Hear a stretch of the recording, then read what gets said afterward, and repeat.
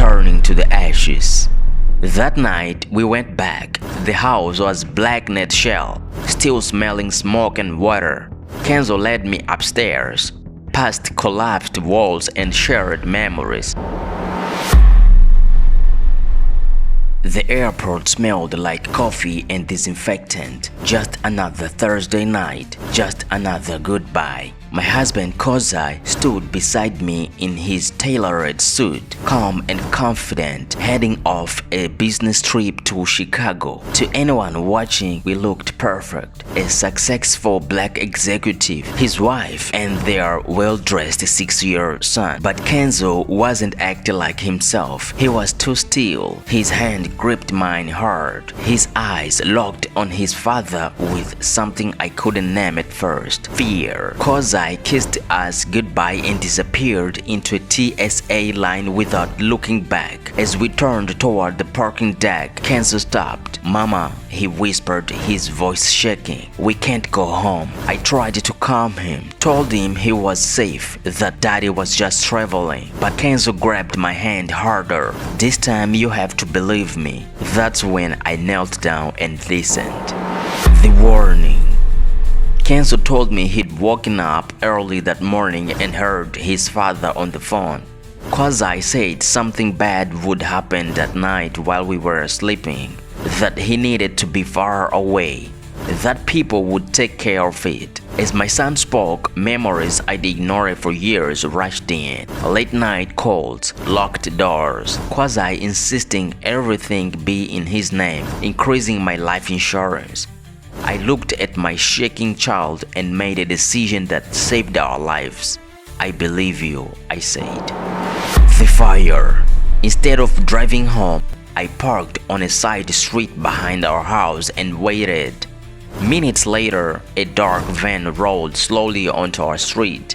2 men got out. One used a key. Our front door opened. Then came the smell of gasoline, smoke, fire exploding through the windows.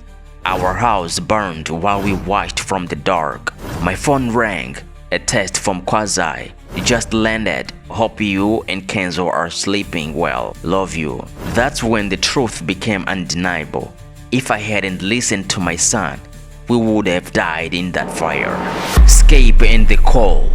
As firefighters arrived, I realized calling the police immediately would be dangerous. Kozai was respected, influential, believed. I remembered my father's warning before he died, and the name he'd told me to keep, Attorney Zunara Okafor. When I called her, she didn't panic. She didn't question me. She told me to leave immediately and come to her office. We drove through a quiet Atlanta night, Kenzo asleep in the back seat, clutching his dinosaur backpack like armor. When we arrived, Zunara locked the door behind us. For the first time, I felt something close to safety. The truth about my husband. At her office, I told her everything.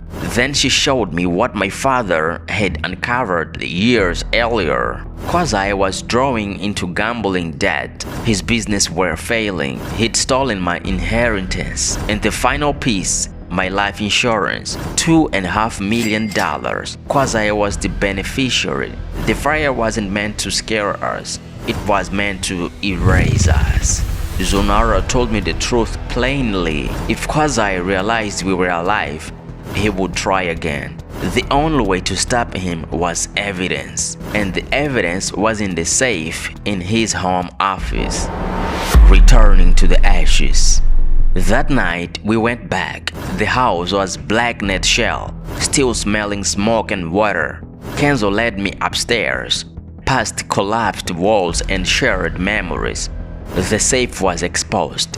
I opened it with Kozai's birthday. Inside were cash, burner phones, passports and notebook. Written clearly, fire has to look accidental, service fee paid. We weren't alone, voices downstairs. Men sent to check for loose ends. We hid in a closet as they realized the safe was open. A scream outside distracted them long enough for us to escape. We ran. The setup and the fall.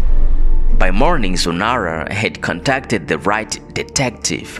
Kwazai started calling, testing, panicking. I sent him one message: Centennial Olympic Park, come along. When he arrived, relief flooded his face. Until I stepped back, he lied, explained, begged. Then he pulled a knife. Police swarmed in seconds.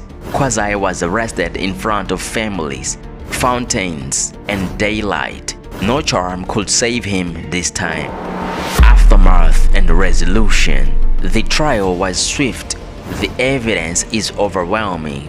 Guilty on all counts. Years later, our lives is smaller, quieter, safer. Kenzo laughs again. Sometimes he asks if I believed him that night at the airport. I always give the same answer: I believed you, and I always will, because that whisper saved our lives. And sometimes the bravest voice in the room belongs to the smallest person who refused to stay silent.